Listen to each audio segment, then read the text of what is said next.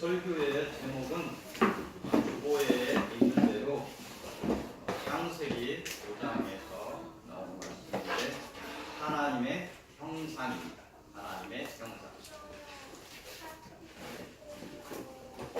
설교의 톤을 하나님께서 부드럽게 설교를 하는데 성질이 급해서 그렇게 나갑니다. 설교에 대해서 이렇게 하시는 분들의 말씀들이 많아서 많이 노력하겠습니다.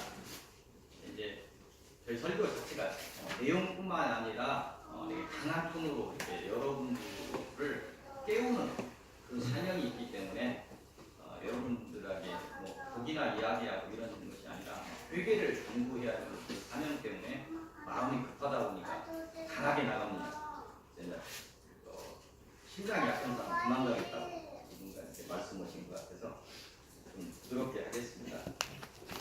하나님의 형상이라 이렇게 하면 하나님의 형상은 우리가 볼 수 있는 형상이 아닙니다. 무형의 형상이라고 할 수 있는데 우리의 어떤 차원에서 우리의 눈으로 볼 수는 없지만 존재하시는 분이죠.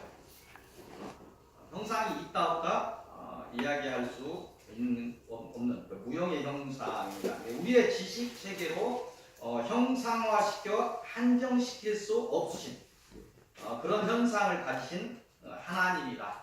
이걸 우리가 인정해야 될 것입니다. 하나님께서 하나님의 형상을 따라 우리를 창조하셨다.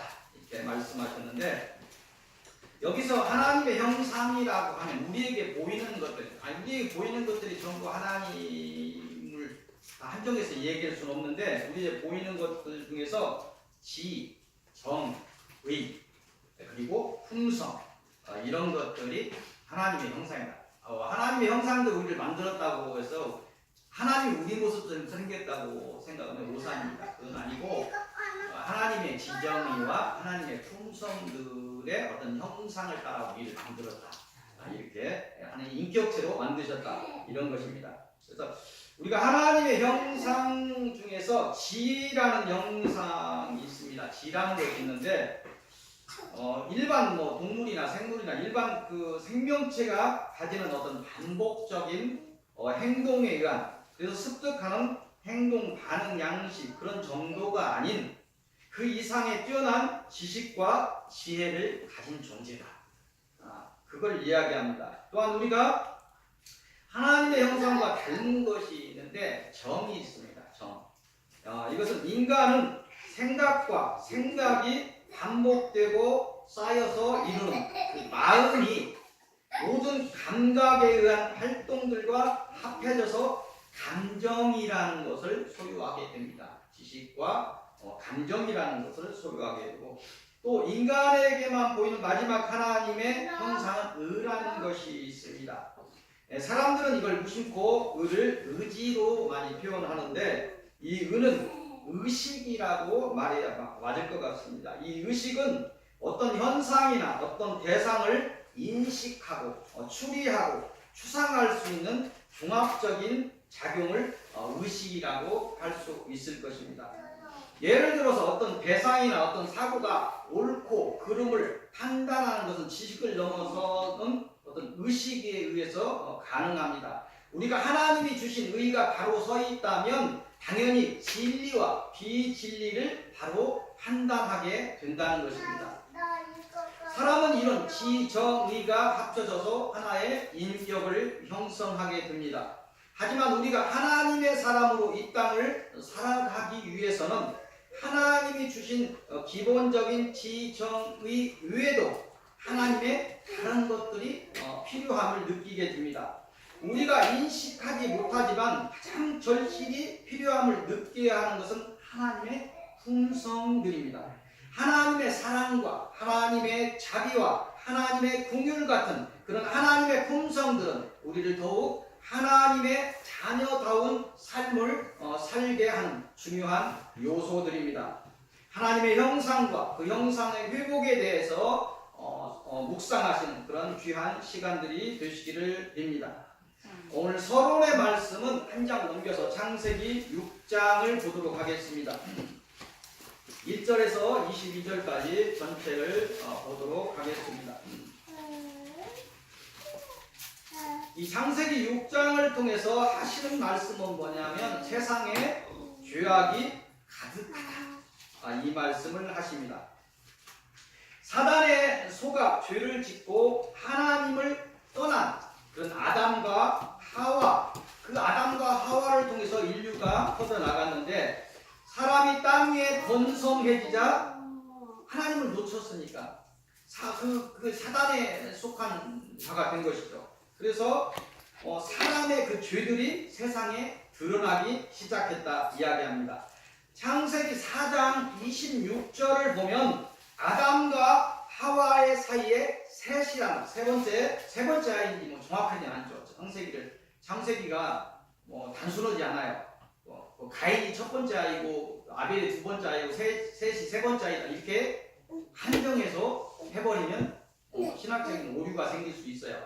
그러니까 성경에서 셋이라는 아들이 생기고 이 셋이 에노스를 낳을 때 시대에 이르러 하나님의 은혜가 있었다.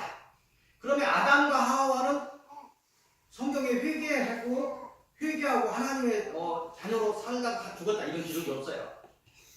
근데 창세기 4장을 보면 그 에노스 시대에 이르러서 하나님의 은혜가 있었다. 이 셋 계열의 사람들에게서 하나님을 찾는 사람들이 생겼다. 성경은 이야기하고 있습니다. 창세기 6장 2절을 보면 이 하나님의 사람들이 많은 시간이 흐르면서 하나님을 놓친 사람들과 교류하며 가정을 이루고 다시 하나님을 놓치는 일들이 일어나기 시작했다. 그래서 5절을 보면 마침내 모든 사람들이 하나님을 놓치게 되었다 전합니다. 성경을 많이 보는 분들이 창세기에서 넘어집니다. 창세기는 단순하지 않아요. 육적으로 풀어낼 수 있는 부분이 아니에요. 글자 자체로 히브리 언어를 본다고 해서 그것이 다 풀어지고 이런 부분이 아니에요. 그래서 우리가 감당할 수 있는 부분만 해야 돼요. 그리고 성경은 전체가 영적인 얘기를 하고 있어요. 육적으로 풀어내서는 안 돼요. 그리고 많은 성경 자체가 창세기에서 요한계시록까지 우리를 구속하는데 무효하다 이렇게 얘기를 해야지 언어가 번역되는 과정에서 생기는 오류도 있고 이사야서 같은 건 같은 문장이 이쪽에서 편집해서 또 끼어들고 있는데 한자가 무효하다고 해버리면 신학적으로 상당히 조금 이렇게 거칠게 얘기하면 무식한 자가 돼버립니다. 그래서 성경은 창세기 같은 경우에 혼자 함부로 풀지 마세요. 너무 깊게 들어가지 마시라고. 가르치는 것 이상의 것들을 너무 깊게 들어가려고 할 때 그거냐면 누구도 영적인 것으로 풀어내지 못하면 창세기, 요한계시록, 여러 가지 묵시록 같은 그런 성경들은 다 오류에 빠지게 돼 있어요. 100사람이면 100사람 다 말이 다 다르게 돼 있어요. 그건 하나님이 원하시는 것이 아니에요.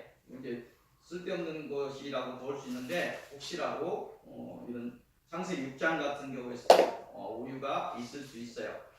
창세기 6장 4절 같은 경우에는 빼고 읽어야 전체 문맥이 맞습니다. 그래서 5절 창세기 6장 5절을 보면 마침내 사람들이 하나님을 놓치게 되었다 이렇게 이야기합니다. 하다 보니까 자꾸 막히는데 왜 창세기 6장 4절 같은 경우를 빼야 되냐면 성경적으로 맞지 않아요. 성경적으로 맞지 않다고. 천사들은 결혼한 존재들이 아니에요. 우리는 육을 가진 존재들이에요. 육을 가진 존재들하고 영을 가진 존재들이 결합을 할 수 있던 자체가 오류예요. 성경적인 오류라고. 지식적인 오류예요. 그 오류를 밀고 나가버리면 이단이 되어버려요. 성경적이지 않고 지식적으로 도저히 성경을 믿는다고 한다면 천사들은 결혼하는 존재들이 아니에요. 우리 자체는 우리와 과학적으로 설명한 차원이 다른 존재가 있는 거예요.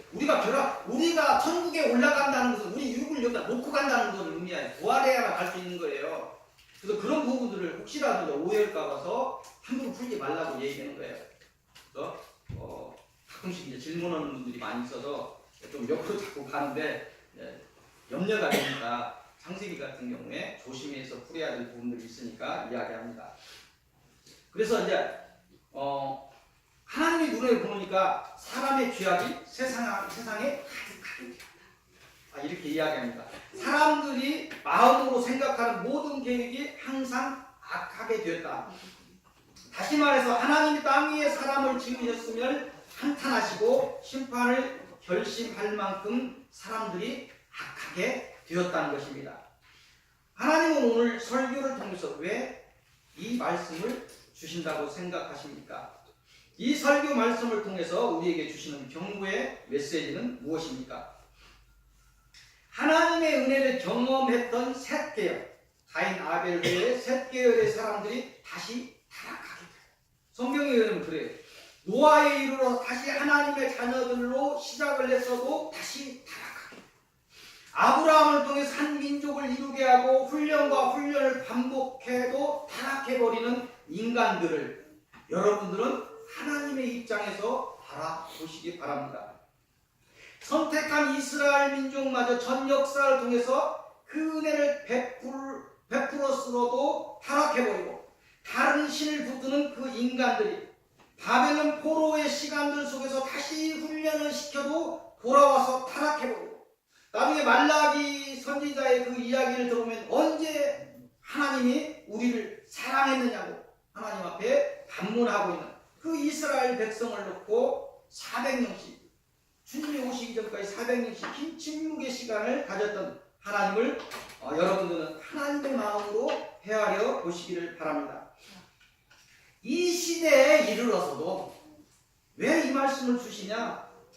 악은 더욱 상상을 초월하게 되었다. 이 세상은 좋은 세상인데 왜 악이 상상을 초월하게 되었다고 이 얘기를 하십니까? 여러분들이 물질은 살만해졌는데 윤리적으로 우리의 영적인 것들에 더 순수해져 간다고 생각하십니까? 그렇게 생각하는 분은 없을 거예요. 세상 사람들은 스스로 모두가 하나님의 자리에 서서 살려고 하고 하나님을 알던 자들도 모두가 신앙을 놓치고 종교의 길을 걷고 있습니다. 그래서 교회 안에 물질이 다 들어와 있어요. 교회의 크기에 교회 사람 숫자가 진리를 대변하는 것처럼 얘기를 해버려요. 그래서 모든 것들이 1만 명을 이룬 교회는 목회자가 성적으로 타락을 해도 무슨 할 수가 없어요. 처단할 방법이 없어요. 문제가 있는 것입니다. 이 땅의 신앙의 불길은 미미하다. 그 빛은 이제 어둠을 이기지 못하게 되었다. 하나님이 그렇게 생각하시는 것입니다. 그러함에도 불구하고 하나님이 왜 이토록 진노를 절제하시며 심판의 시간들을 미루고 계십니까? 그것은 사단의 힘과 그 미혹을 아시기 때문입니다.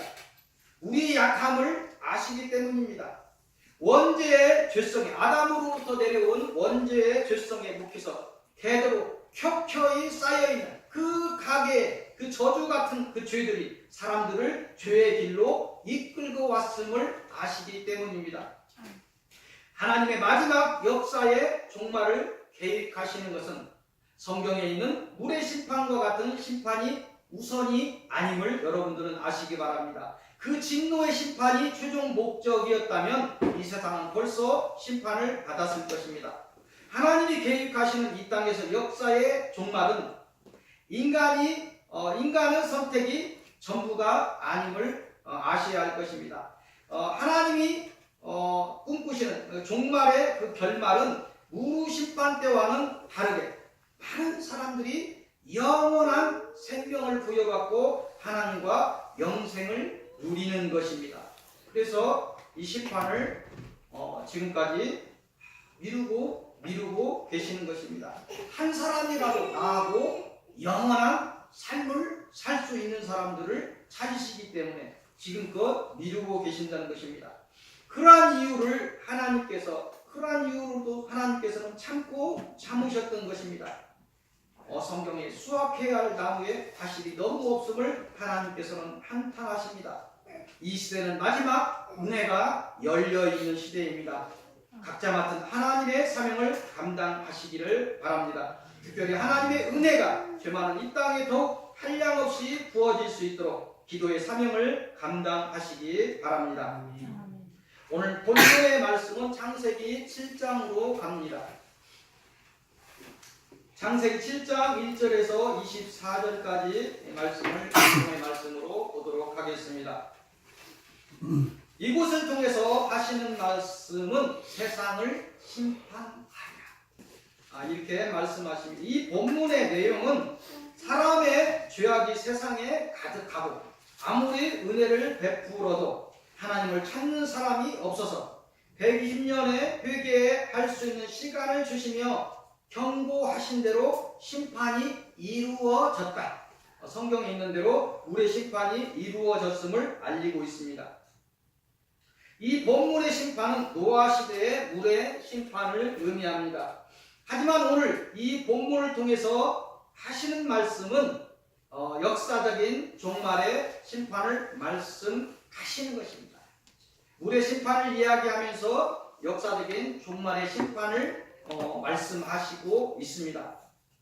이 역사적인 종말, 개인적인 종말을 넘어서서 이 역사적인 하나님이 하시는 역사적인 종말에 관하여는 성경에 많은 책들이 심판의 날, 여호와의 날을 이야기하고 있습니다. 한 예를 들어서 구약의 이사야서를 보면 그 시대의 죄악상들을 그리며 심판의 날을 이야기하고 있습니다.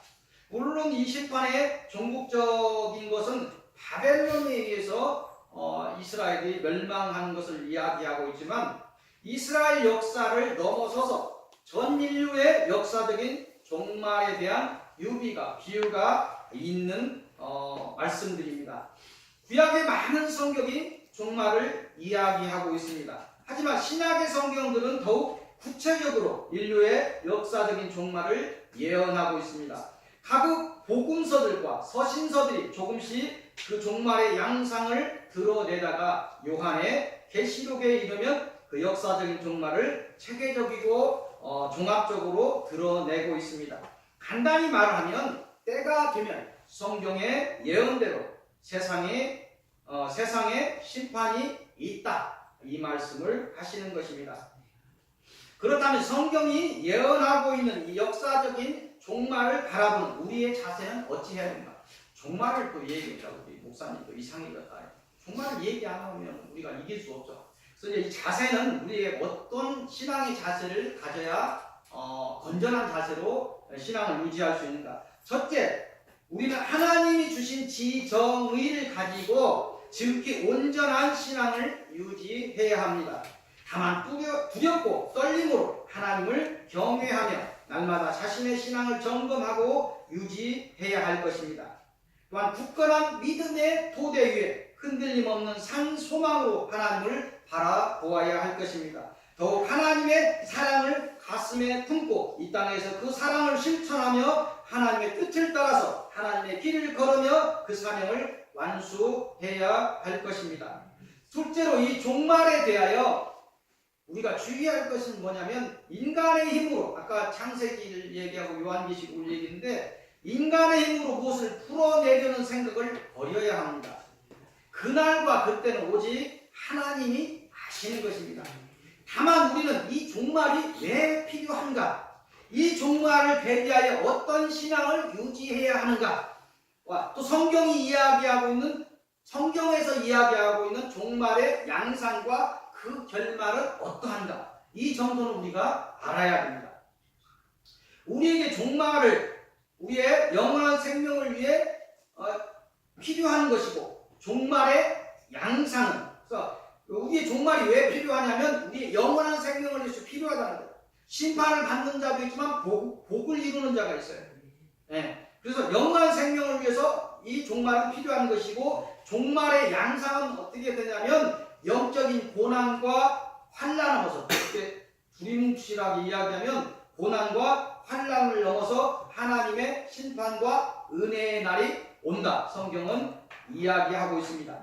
이때 주님이 오실 때 모든 죽은 자들이 모두 부활의 몸을 입고 이 몸으로 천국에 올라갈 수 없는 것이죠. 썩지 않은 몸이라고 해요. 부활의 몸이. 그 부활의 몸을 유추할 수 있는, 온전하지 않지만 유추할 수 있는 것이 주님이 부활하셔서 제자들에게 보여주셨던 몸이에요. 그거는 문이 닫혀 있는데 시공을 초월해서 들어오는 몸이에요.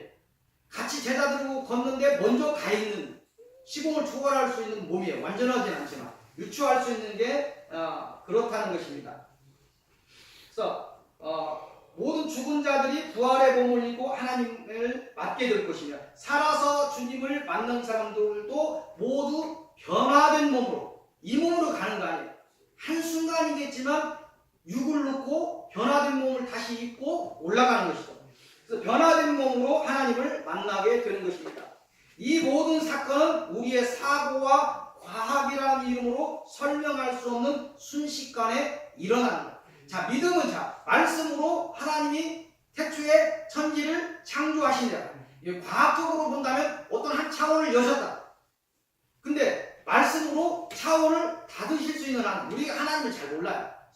우리가 하나님을 잘 모른다. 우리의 필요한 것들이나 좀 필요한 것들이나 주세요 하고 우리의 서브 정도나 알고 있고, 기도할 때마다 옆에 서가지고 내가 기도하고 있으니까 전화주세요 하는 정도로 우리가 알고 있는데, 우리가 너무 하나님을 잘 모르는 거예요. 하나님을 우리가 알게 되면 기도의 자세부터 달라지는 거예요. 신앙인은 감사하는 존재지 자꾸 달라가는 존재가 아니에요. 어떤 것을 주어드려도 우리는 감사하는 존재가 신앙입니다. 무엇을 주어도 계속 달라고하는 존재는 종교인이에요. 그래서 과학이라는 입으로 설명하는 순식간에 이런 주님이 오시면서 이런 부활의 어떤 것들이 일어난다, 이렇게 그걸 알아야 된다. 우리가 선 이 차원, 이 세상은 영원히 소멸될 것이며, 우리는 새 하늘과 새 땅이라는 하나님이 새롭게 만드신 세상에서 영원한 복을 누리게 될 것입니다. 하나님을 대적하던 사단의 그 영들은 무적응에 소멸될 것입니다. 자, 지금 이야기하고 있는 것은 뭐냐면 박목사의 얘기가 아니라 성경의 전체적인 이야기하고 있는, 여러분들이 꼭 알아야 될 그 주님이 오셔서 마지막 때의 영적인 양상을 설명하는 거예요. 이 정도만 여러분들이 알아도 된다는 것을, 이거는 신학적으로 뭐 오류가 있는 것이 아니에요. 여러분들 꼭 알아야 되는 거예요. 그래서 사단은, 그 영들은 무적행에 소멸된다. 소멸돼요. 인간은 하나님을 믿지 않는 자들도 소멸되지 않아요. 자, 부활의 몸은 믿는 자만 부활의 몸을 입는 것이 아니에요. 안 믿는 자도 부활의 몸을 입고 영원한 사망, 지옥에 가는 거예요. 사단과 그 타락한 천사들은 무적행 자체가 소멸의 뜻이 있어요. 소멸돼 버려요. 사람하고는 다른 존재들이에요. 또 그 사단의 사망의 저주를 벗어나지 못한 사람들은 죽은 자의 부활 때에 같이 부활되어서 하나님이 주는 영원한 고통 속에서 영원히 죽어가야 하는 영원한 사망의 심판을 받을 것입니다. 세 번째는 이 역사적인 종말을 대비하는 우리의 자세는 사단의 미혹을 주의해야 한다는 것입니다. 이 종말은 영적인 의미를 담고 있어요. 그 의미를 담고 있는 종말이라는 거예요. 그래서 요한계시록을 잘못 해석하면 자꾸 육적으로 풀어내면 이상한 소리를 막 자꾸 전쟁을 이야기하고 또 지진을 얘기하고 막 뭐 이상한 소리를 자꾸 하는데 큰일 납니다. 성경의 종말의 전조 현상에 대한 예언들이 모두 영적인 현상임을 알고 육적인 것을 말하는 모든 미혹에서 벗어나야 합니다. 예를 들어서 종말론을 들고 나와서 종말의 전조 현상을 아까 얘기했던 실제적인 기근, 전쟁, 재앙 등에서 찾는 자는 어리석은 자가 되고 맙니다. 그런 자의 미혹에서 벗어나야 돼요. 자, 요한계시록을 여러분들은 자세히 안 봤지만, 요한계시록을 이제 인이 나오고 나팔이 나오고 나중에 이제 배접이 나오고 진들 배접이 나오는데 순서대로 안 맞게 돼 있어요. 그럼 순서 하나하나 하고 와야 되잖아요. 인을 하나 뜰 때, 두 때 뜰 때. 그리고 올 수가 없는 현상들이에요. 그걸 육적으로 풀어내서는 안 된다고. 영적으로 풀어내야 되는 거예요. 주님 때도 마지막 때, 지금도 마지막 때. 그러니까 이 종말의 양상만을 바라봐야지, 그 글자 그대로 바라보고 영적으로 풀어내진 하나님 주신 지혜를 갖지 못하면 세상적인 지혜가 아무리 있어도, 요한계시록 그래서 이단이 많이 나오는 거예요. 창세기에서 이단이 많이 나오고 요한계시록에서 가장 많이 나옵니다. 이런 부분들을 알아야 됩니다. 영적인 현상임을 우리가 알아야 한다는 것입니다. 또 다른 예를 들면 요즘 짐승의 표라는 바코드, 베리치 이런 육적인 이야기로 미혹하는 사단의 어떤 미혹된 자들의 미혹을 주의해야 됩니다. 자, 여러분들 바코드를 받고 베리칩을 몸에 해서 이게 짐승의 표입니까? 하나님의 사람은 하나님의 영이랑 성령이 들어갑니다. 사단의 사람은 사단의 영이랑 짐승이 들어가요. 악한 영이 들어간다고. 여러분들 귀신 들린 자는 한두 사람이고 더 하나님 안 믿는 사람들은 아니라고요? 죄송해요. 아니에요. 내 거다 하고 그러니까 성령을 놓치는 일들이 비일비재한 거예요. 이 영적인 이야기지 베리침력이 뭐 넣어가지고 사단을 놓치는 하나님 영을 놓치는 것이 아니라고. 내가 하나님의 품성 싸움을 하지 못하고 내 영적인 싸움을 하지 못하고 사단에서도 사단의 영이 내 안에 들어왔을 때 나는 짐승의 표가 사단의 종이란 짐승의 표가 되는 거예요. 그러면 하나님의 품성을 놓치게 되는 거예요. 하나님의 온유함이 사라지고 하나님의 감사함이 사라지고 하나님에 대한 평강이 다 사라지고 분노하는 자가 되고 우울한 자가 되고 무기력에 빠지고 사람을 죽이는 자가 되고.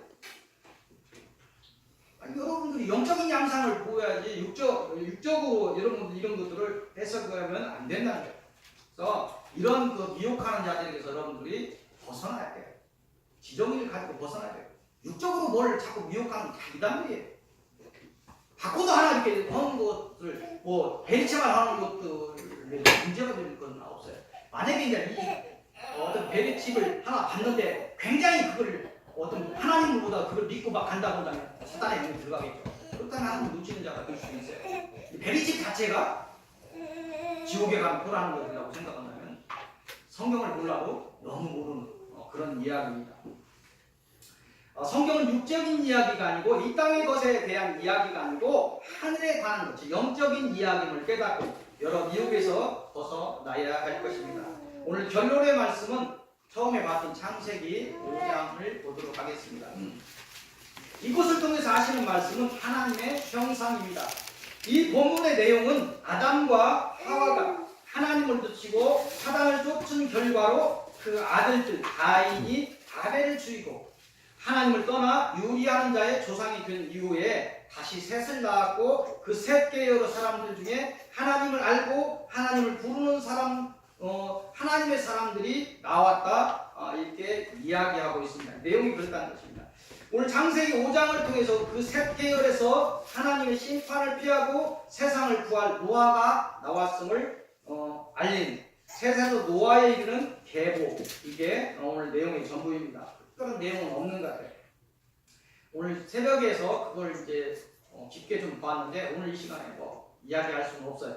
너무 늦어버렸으니까 이야기할 수 없고, 하나님은 서론을 통해서 그 노아의 시대의 사람들이 하나님을 놓치고 죄가 세상에 가득하고 사람의 모든 생각이 악하여 심판을 결심하게 한 것처럼 이 시대 이 땅에서 이 사람들이 생각이 악하고 하나님을 오히려 대적하고 있거나 심판을 두려워하는 그런 사람들이 이 땅에 가득하게 돼서 하나님께서 심판을 결심하셨다, 이렇게 오늘 말씀하십니다. 또한 본문을 통해서 때가 되면 이 땅을 불로 심판하실 것을 말씀하십니다. 이런 말씀을 우리에게 주시며 하나님의 형상을 말씀하시면서 우리는 어떤 메시지를 받아야 할 것입니다. 그러하니까 너희는 하나님의 형상을 온전히 회복하여 이 영적인 싸움을 마치고 또한 너희에게 준 사명을 완수하여 심판을 면하라, 이렇게 말씀하시는 것입니다. 노아의 때처럼 하나님의 은혜를 입은 자들이 되어서 심판을 면하라는 그런 말씀, 복의 사람들이 되라는 그런 말씀입니다. 먼저 하나님 앞에 조용히 무릎을 꿇고 회개의 시간 속에서 자신의 신앙을 점검 받으시기 바랍니다. 그리고 하나님 앞에 자신의 달란트를 놓고 사명의 완수를 고백하시기 바랍니다. 그래야 하나님이 주시는 하늘의 지혜와 지식과 하나님의 영적인 권세를 받으시기 바랍니다. 또한 하나님으로부터 필요한 여러 은사들을 받으시기 바랍니다. 밖으로 전신갑주로 무장하시고 안으로 하나님의 품성으로 다시 한번 영적인 철갑을 두르시기 바랍니다.